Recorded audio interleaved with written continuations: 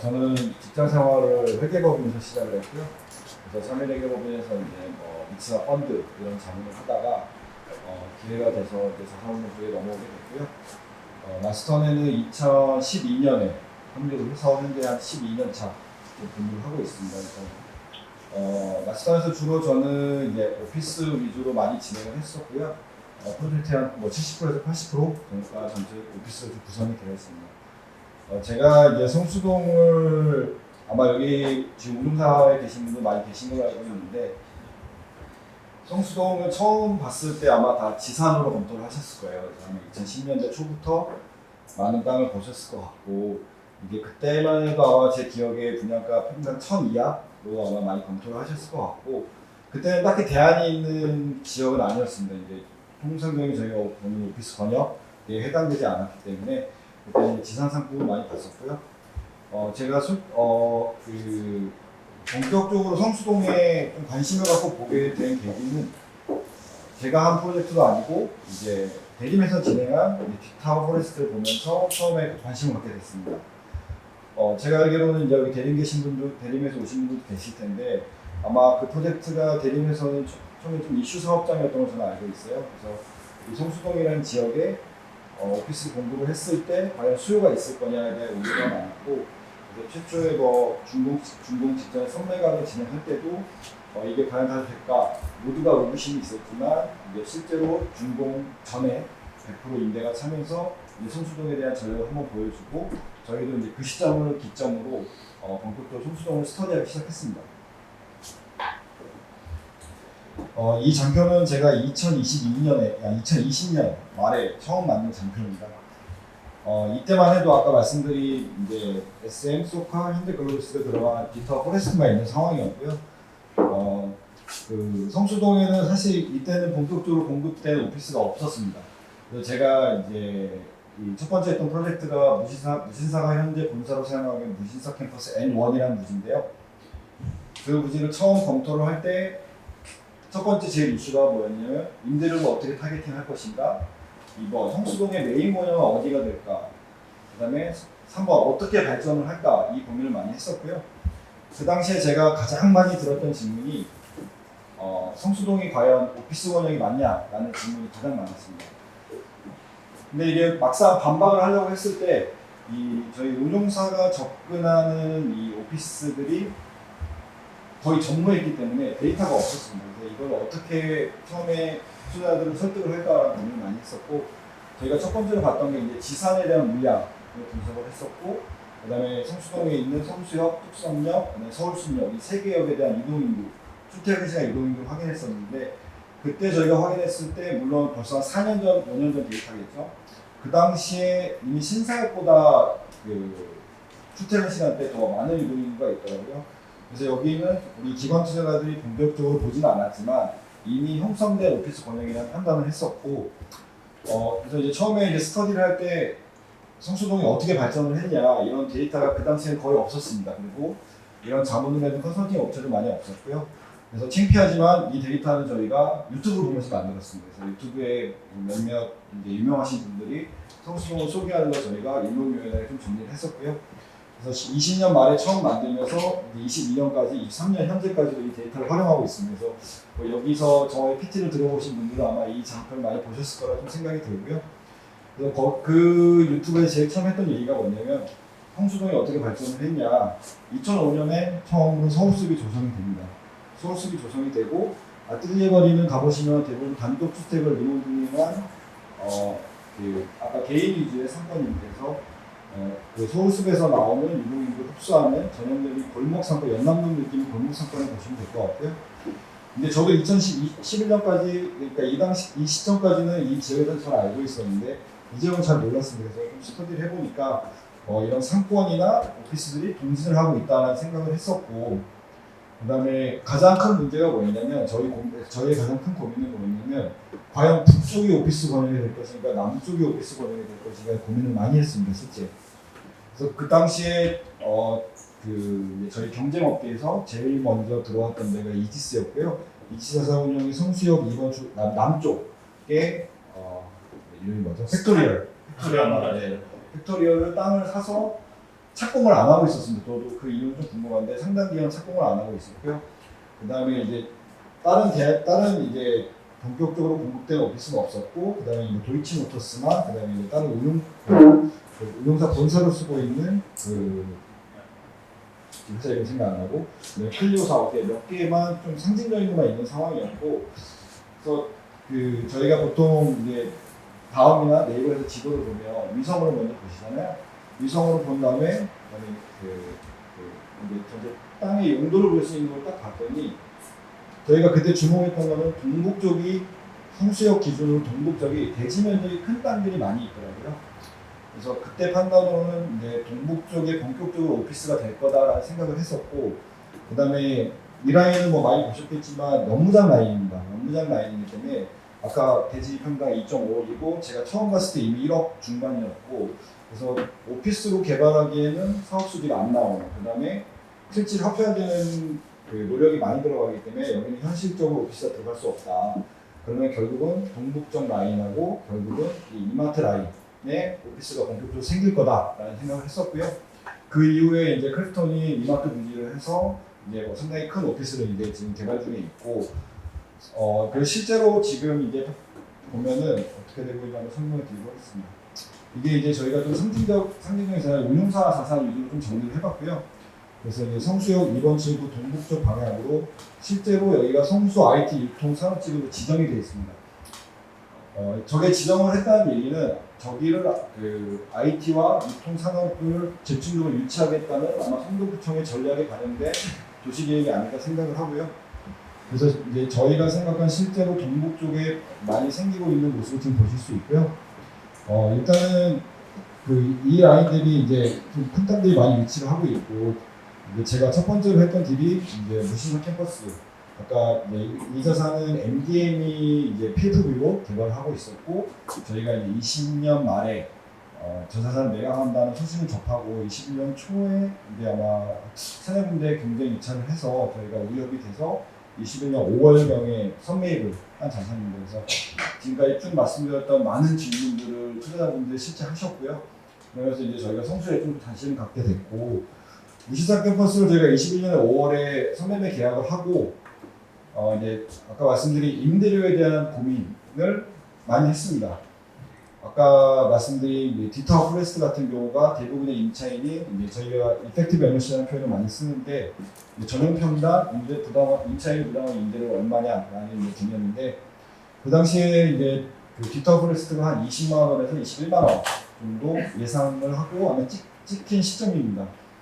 그러면 만약에 지금 무신사 캠퍼스가 위치한 자리를 과연 임대료를 얼마나 책정해야 될 거냐 고민을 많이 했었는데, 이 기준으로 하게 되면 당연히 누구도 받아들일 수 없는 가격이었을 것 같고, 그래서 이제 저희 생각에는 지금 성수동에서 위치한 지식산업센터 중에 가장 좋은 자산이 뭘까라는 고민을 해봤고, 이게 이제 성수 생각공장이었습니다. 생각공장의 기준의 임대료를 봤더니 전용평당 한 14만 원대 후반에서 15만 원대 중반 정도 하고 있더라고요. 그래서 이제 그러면 우리는 그거보다는 좀 높게 책정을 해서 마케팅 해보자 해서 저희가 21년 5월부터 해서 임대차 마케팅을 한 16만 5천 원 정도 타겟으로 해서 시작을 했었고요. 이제 준공까지 1년이 남은 시점이었습니다. 근데 이제 생각보다 임차 의향이 많이 들어오고 문의가 많이 들어오는 걸 좀 경험을 했었습니다. 그래서 이게 저희가 보통 경험상 이제 저희가 선매입을 해보면 준공 한 5, 6개월 전 건물의 외관이 나오고 이제 인테리어가 들어간 시점에 보통 임대인이나 투어를 많이 오시거든요. 그래서 이제 준공 1년 전쯤에는 저희가 사전 마케팅을 했을 때 굳이 지금 마케팅을 할 필요 없다는 확신을 받았습니다. 실제 문의가 너무 많이 오고 이거는 우리가 최대한 늦게 하는 게 펀드에 오는 전략상 좀 적합하겠다는 판단을 했었고, 그래서 실제 저희가 5월, 6월에 다시 임대 마케팅 하는 걸 접고 연말에 다시 나가기 시작했습니다. 그래서 이게 지금 녹화가 되고 있어서 제가 말을 좀 완화해서 하고 있는데 좀 더 세게 하고 싶은데, 이제 20년 말에 저희가 다시 예배드릴게요. 20년 말에 임대료를 한 40%, 사업객보다 40% 높여서 다시 마케팅을 시작했고요. 너무 많은 문의가 들어왔습니다. 그래서 층 단위 문의도 너무 많았고, 건물을 다 쓰겠다는 문의도 기본적으로 새 회사가 있었습니다. 그래서 새 회사랑 협상을 하면서 과연 저희가 매입을 하려고 하는 이 성수동에 가장 적합한 임차인과 분위기를 만들어낼 수 있는 임차인이 누굴까? 그다음에 이제 저희의 사업 계획을 가장 사업 계획에 충실하게 맞출 수 있는 임차인이 누굴까 이제 좀 고민을 했었고요.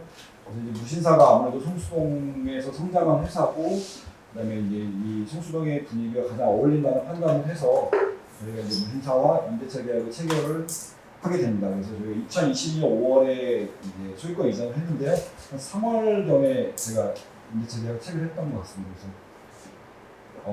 이제 무신사랑 임대차 계약을 체결하면서 이제 생각보다 높은 임대수를 저희가 처음으로 확인을 했잖아요. 생각보다 그래서 많이 놀랬고, 그래서 이게 소문이 나기 전에 더 많은 땅을 빨리 확보해야겠다 해서 두 번째로 확보한 게 이제 센터포인트 성수라는 생각공장 뒤에 있는 인쇄소 부지인데요. 저 부지를 저희가 이제 2022년 3월에서 4월경에 이제 계약을 했습니다.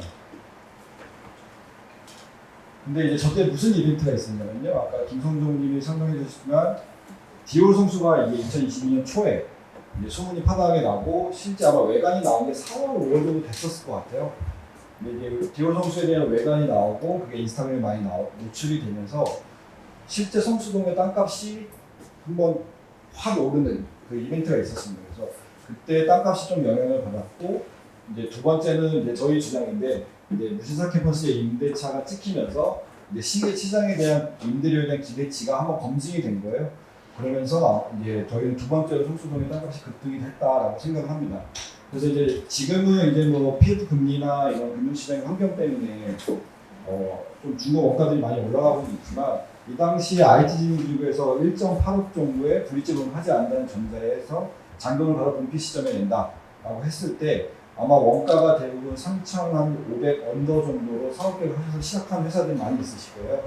저희도 이제 이 땅이 이제 저희는 이제 1.5억 정도에 이제 매입을 해서 원가가 한 3,300 정도 타겟을 해서 처음 시작했던 건데 저희가 어떻게 보면 운이 안 좋게 올해 초에 PF를 진행하게 되면서 그러니까 작년 초에 계약을 했지만 잔금이 1년 후였습니다. 그래서 그러다 보니까 이제 금융시장의 이제 금리나 이제 이런 시공사에 대한 리스크가 좀 반영이 되면서 저희가 생각했던 것보다 원가가 평당 300에서 400 정도 올라간 상황이고요.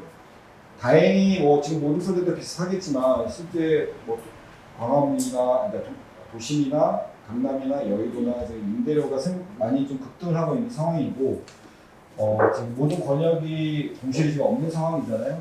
그다음에 이제 아무래도 강남은 지난 5년 전부터 쭉 임대료가 지금 비싼 상황이었고, 여의도가 한 2년 전부터 공실이 없어지면서 좀 강남하고 눈높이를 맞춰가고 있는 것 같고, 2020년에 이제 도심이 이제 다른 지역하고 딱 임대료를 좀 눈높이를 맞춰가고 있는 것 같아요.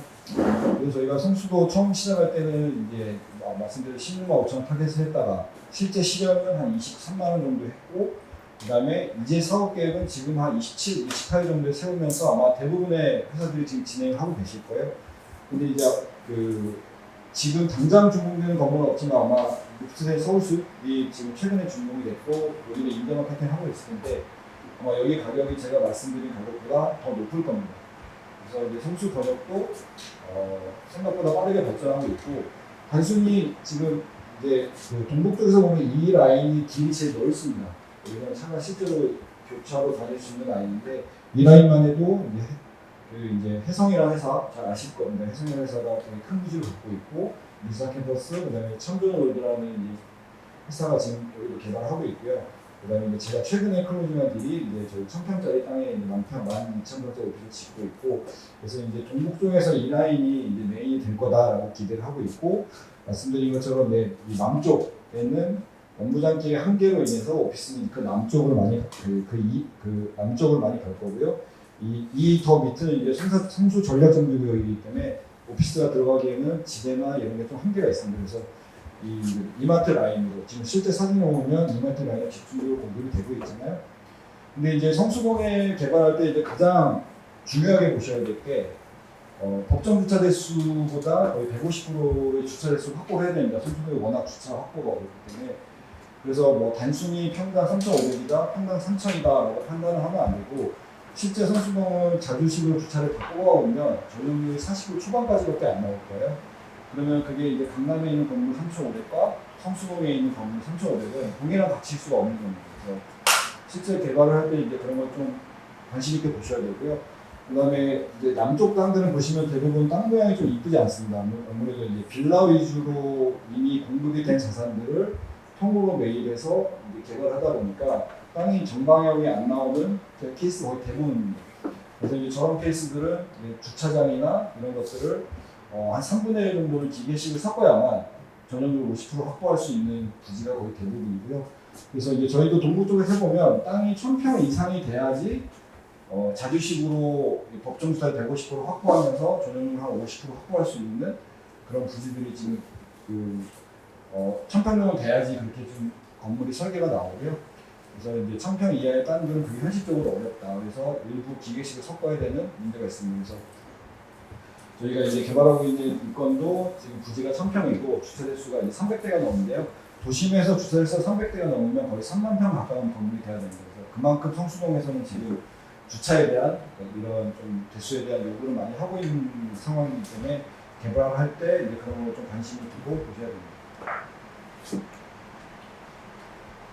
이 장표도 저희가 이제 2020년도 만들어서 계속 재활용하고 있는 건데요. 이게 이제 도시계획적으로 봤을 때 성수동이 어떻게 발전을 할 것인가에 고민을 좀 했었습니다.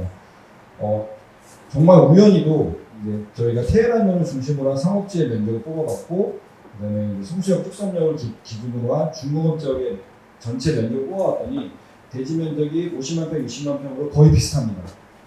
그리고 이제 다 잘 아시다시피 테헤란역은 이제 강남역을 기준으로 삼성역까지 한 3.5km 정도 떨어져 있고요. 그리고 2호선 라인을 따라서 지금 형성된 오피스 라인이라고 보시면 될 것 같습니다. 근데 이제 그 강남의 테헤란역에서는 뭐 삼성역에서 근무하는 사람이 뭐 강남역에 있는 사람을 중간에 만나서 미팅을 한다고 현실적으로 어렵잖아요. 근데 이제 성수권역은 끝에서 끝까지 제가 정확히 기억 안 나요. 1.8km 정도 될 겁니다. 그래서 여기서는 그때 제가 처음 여기를 스터디 할 때 한번 여기서 근무하는 분을 인터뷰를 한 적이 있었는데 실제로 성수권역에서는 워낙 넓기 때문에 중간에서 만나서 미팅할 경우가 많다. 그 얘기를 듣고 제가 거리를 쟀을 때 도보로 충분히 만날 수 있는 끝에서 끝에 하더라도 그래서 아마 뭐 대충 중간에서 만나면 한 1km만 걸으면 만날 수 있는 거리잖아요. 그래서 이제 그런 것도 장점일 거라고 생각을 했고요.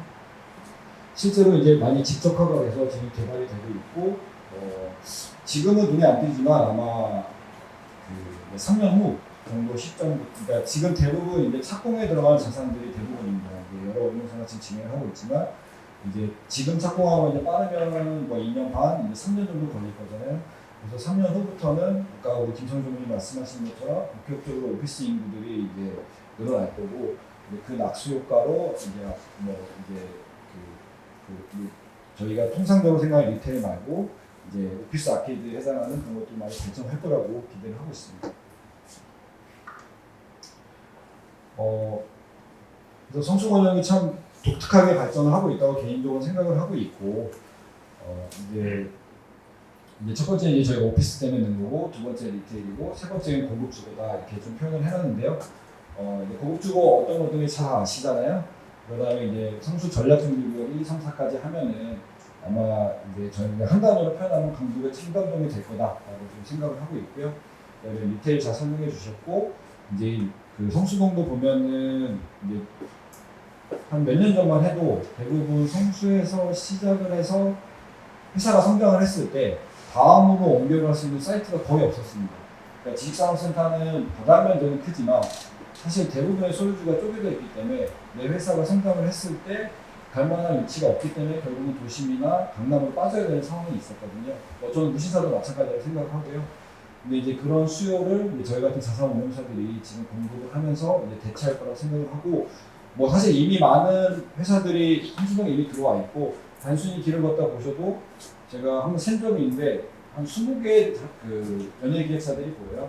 근데 이제 거리상으로는 삼성동까지 사실 2km밖에 안 되고 안 막히면 뭐 10분 정도 만에 가긴 하는 거리기도 하고 그래서 이게 한 5년, 6년, 7년 전 그때만 해도 그 현대차 2차 벤더, 3차 벤더 위주로 성수동을 검토를 했다면 지금 현재는 이제 저희 같은 운영사가 이제 좀 메인 시장으로 검토를 많이 하고 있다고 보시면 될 것 같고요. 그래서 그 이제 성수동을 볼 때 저희가 현재 운영되고 있는 실물을 매입을 할 때 이제 코어 자산으로 볼 거냐, 코어 플러스로 볼 거냐에 대한 고민을 지금도 많이 하고 있고요.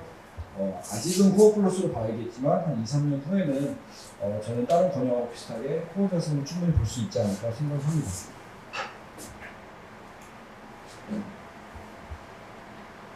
그리고 이제 시점별로 보시면은 이제 과거에는 좀 바닥 면적이 작은 건물들 위주로 많이 건물이 됐었고요. 최근에는 이제 성수동도 바닥 면적이 대형화하는 추세를 보고 있습니다. 그래서 이제 강남의 만평 이상 건물이 뭐 10개 초반이라고 그러잖아요. 근데 이제 성수동은 만평은 아니지만 이제 용적률의 차이 때문에 만평이 나오기 쉽지 않습니다. 근데 땅이 크고 용적률에서 560호를 받는다고 했을 때 여기는 좀 저층으로 또 캠퍼스 스타일의 오피스를 만들 수 있는 장점이 있기 때문에 좀 강남하고 다른 좀 오히려 좀 특색 있는 오피스를 충분히 나올 수 있다고 생각을 하고요. 그래서 이제 성수동을 개발을 하실 때 바닥을 좁게 하면서 높게 지을 거냐 아니면은 바닥을 넓게 하면서 낮게 지을 거냐에 대한 고민도 좀 필요한 시점이라고 생각을 합니다. 저희가 하는 프로젝트 같은 경우는 층을 그냥 11개 층으로 낮췄고요. 좀 캠퍼스형으로 바닥 면적을 크게 하는 전략으로 지금 저희가 개발을 하고 있습니다.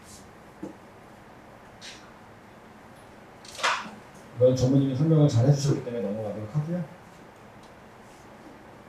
이제 이거는 저희가 인테리어를 비교하는 장표인데요. 이것도 제가 좀 급하게 만들어서 업데이트를 못했습니다. 죄송하지만.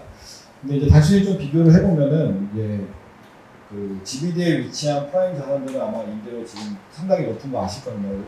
실제 여기 표시된 것보다 더 높을 거고요. 이제 제가 단순히 비교하면 좀 A 그레이드나 비교를 하고 싶어서 좀 비교를 해봤고요. 이제 GBD에 위치한 현재 뭐 마제스타시티나 비슷한 그레이드의 건물을 보시면 아마 지금 임대료 거의 한 이펙티브 에너지가 35 정도는 최소 보셔야 될 것 같고요. 이게 신축이면 아마 30대 후반까지 지금 보셔야 될 겁니다. 그러면 만약에 성수에 바닥 면적 500평짜리 건물이 공급이 된다 했을 때 저는 이제 일단은 투자자들 설명을 드릴 때는 그냥 한 20% 정도의 갭이 있다 보시면 된다라고 설명을 드리지만 개인적으로 한 30%라고 생각을 합니다. 30% 생각하는데 일단 숫자상으로 보면 그냥 데이터상으로 보면 한 20% 정도의 갭이 난다 좀 설명을 드리고 있고요. 근데 아까 말씀드린 것처럼 이제 뭐 저희가 개발하고 있는 이제 성수동 279번지 같은 경우는 바닥 면적이 아까 500평 가까이 되잖아요. 만약에 강남에 바닥 면적 500평에 1000평짜리 건물이 공급이 된다면 제 생각에는 이거보다 임대료가 더 높을 거라고 생각을 합니다. 그리고 이제 뭐 퀄리티에서 나온 차이도 있을 거고 바닥 효율에서 나온 차이도 있을 거고요.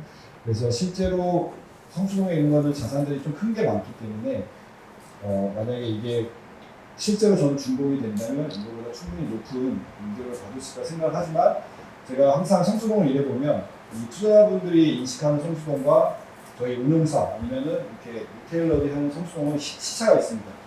제가 아무리 투자자분 열심히 설명을 드려도 이거를 받아들일 수 있는데 최소 6개월, 길게는 1년의 갭이 있더라고요.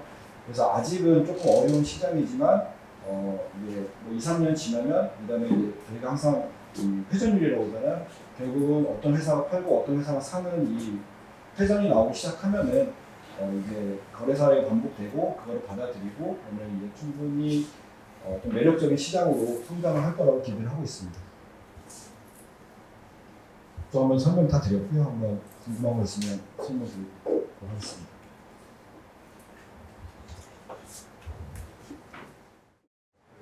그 2026년부터 이제 오피스 공급이 좀 많아지는 걸 알고 있는데 그 시기에 겹쳐서 성수에도 똑같이 오피스가 준공이 나기 시작하면 CBD와의 경쟁력 면에서 어떻게 보시나요? 건물의 특색이나 이런 거. 일단은 그 마곡은 좀 별도로 하셔야 될 거예요.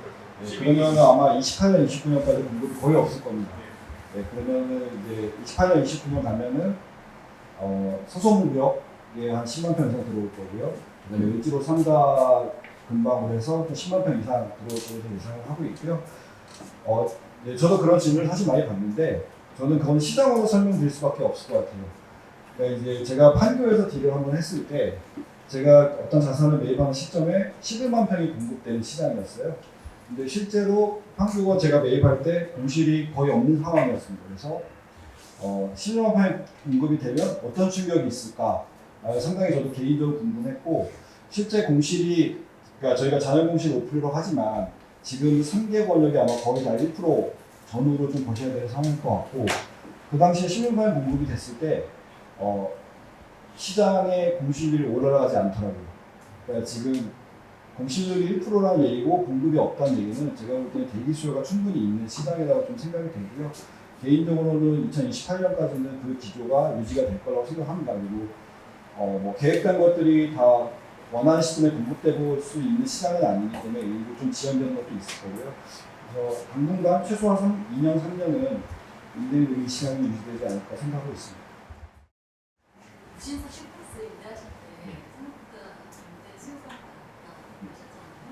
주로 어떤 분들이 어떤 이유로 성수를 선택하시고 입주하시고 원하시는지 좀 이해해 주시겠어요? 일단은 기억에 남는 회사는 3개였고요. 제가 회사 이름까지 여기서 말씀드리면 그럴 것 같고 하나는 유통업체였고요. 하나는 컨텐츠 제작업체였고요. 하나는 이제 보시는 무신사였습니다. 그래서 일단은 유통업은 이 성수의 특색과 어울리지 않는다는 판단을 했었고 아무래도 임대료를 부담할 수 있는 버퍼도 좀 크지 않았던 것 같고요. 근데 이제 아까 말씀드린 콘텐츠 제조 회사나 거기는 이제 마포권역에서 넘어온 회사였습니다. 근데 이제 주로 성수는 강남 GBD에서 넘어온 수요가 많았는데 그때 그 회사는 마포 쪽에서 넘어온 회사였고요. 그다음에 무신사는 말씀드린 또 성수권역에 성장한 회사이기 때문에 실제 세계 회사가 좀 경험을 했었고 다른 한 개층 단위 회사는 너무 많아서 기억이 잘 나지 않습니다. 그리고 이제 저 건물이 이제 바닥 면적이 제 기억에 한 330평 정도 됐던 것 같은데 이게 타 지역에서 오면 작은 건물은 아니거든요. 그래서 이게 일단은 그 딜을 하면서 생각보다 성수권역에 대한 수요가 많다라고 좀 생각을 했었고 그리고 그때 고민을 했던 게 잠실과 성수 중에 어디가 과연 기반 투자가나 임차인들이 더 선호할 거라는 고민을 많이 했습니다. 근데 이제 지금 결과론적으로 보면은 잠실에서 그 자산에서 발생하는 그 임대료의 힘과 성수만을 봤을 때 성수동이 약간 더 우위에 있다고 생각이 들고 있습니다.